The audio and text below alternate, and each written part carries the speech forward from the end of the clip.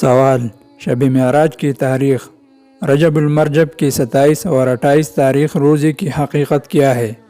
معراج کے بارے میں وضاحت درکار ہے، اور رجب کے مہینے میں کچھ خاص تسبیحات جو آپ صلی اللہ علیہ وسلم سے ثابت ہو، رجب کی مخصوص عبادات اور 27 رجب کا روزے کا حکم اور شب معراج کی تاریخ کی مکمل داستان اس چھوٹی سی ویڈیو میں سمجھنے کی کوشش کریں گے انشاءاللہ۔ رجب کا مہینہ حرمت والے مہینوں میں سے ہے۔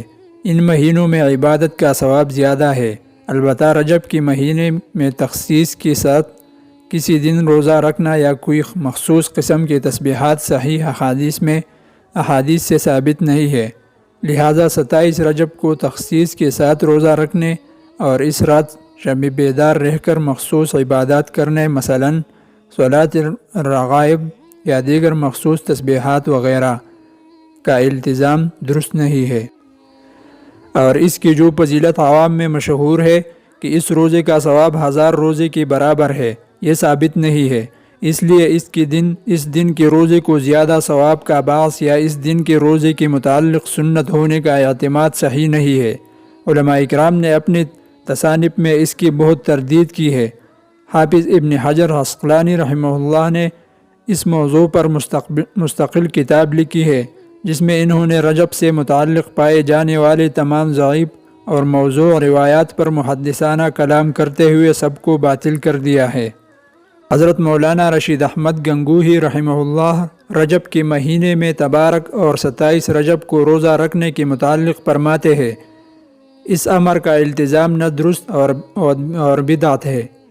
حضرت مولانا مفتی عزیز الرحمن صاحب رحمہ اللہ فرماتے ہیں، 27 رجب کے روزے کو جو عوام ہزارہ روزہ کہتے ہیں اور ہزاروں روزوں کے برابر اس کا ثواب سمجھتے ہیں، اس کی کچھ اصل نہیں ہے۔ ماہ رجب میں تاریخی مذکورہ میں روزہ رکھنے کی فضیلت پر بعض روایات وارد ہوئی ہے، لیکن وہ روایات محدثین کے نزدیک درجہ صحت کو نہیں پہنچے۔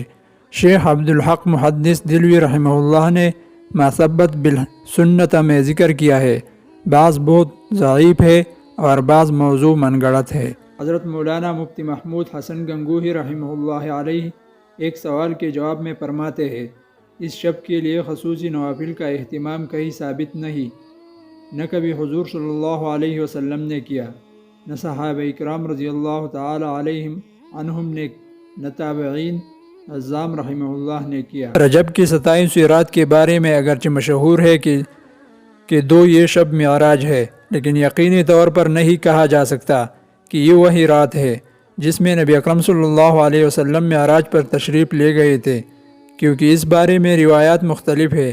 بعض روایتوں سے معلوم ہوتا ہے کہ آپ صلی اللہ علیہ وسلم ربیع الاول کے مہینے میں تشریف لے گئے تھے، بعض روایتوں میں رجب، بعض میں ربیع الثانی، بعض میں رمضان اور بعض میں شوال کا مہینہ بیان کیا گیا ہے۔ اس لیے پورے یقین کے ساتھ نہیں کہا جا سکتا کہ کون سی رات صحیح معنی میں معراج کی رات ہے۔ اگر یہ کوئی مخصوص رات ہوتی اور اس کے بارے میں خاص احکام ہوتے تو اس کی تاریخ اور مہینہ محفوظ رکھنے کا اہتمام کیا جاتا، جبکہ شب معراج کی تاریخ قطعی طور پر محفوظ نہیں۔ وقت واللہ اعلم۔